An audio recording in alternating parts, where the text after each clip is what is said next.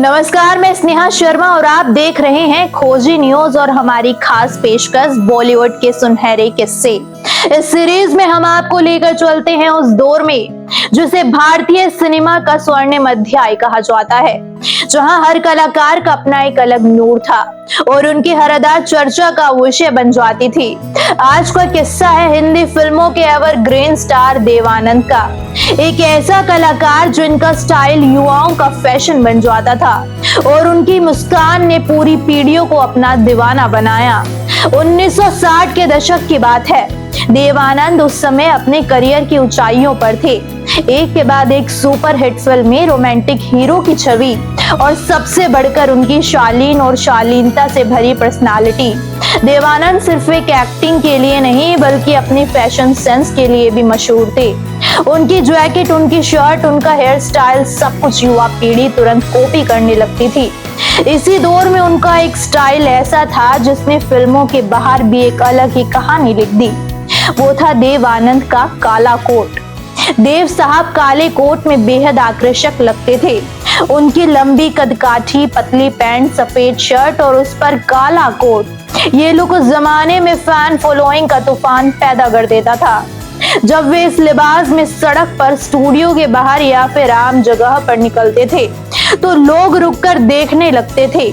लड़कियां बालकनी से झांकती थी, भीड़ उनके पीछे पीछे चलकर पड़ जाती थी और वातावरण में एक तरह की हलचल पैदा हो जाती थी। धीरे धीरे ये दीवानगी इतनी बढ़ने लगी कि जहां भी देव आनंद काला कोट पहनकर जाते वहां भीड़ का माहौल असामान्य होने लगा।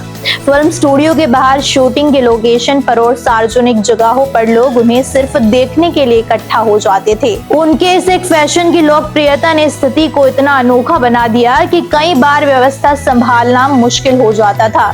इसी के चलते एक दिन मुंबई में उन्हें सुरक्षा कर्मियों ने ये सलाह दी कि वे पब्लिक प्लेस पर काला कोट पहनकर कम निकलें, क्योंकि भीड़ अचानक बढ़ जाती है और संभालना मुश्किल हो जाता है। ये दुनिया के फिल्म इतिहास का शायद सबसे अनोखा किस्सा है जहां किसी अभिनेता के पहनावे पर भीड़ का प्रभाव इतना ज्यादा था कि व्यवस्थापकों को इसे लेकर सलाह देनी पड़ गई।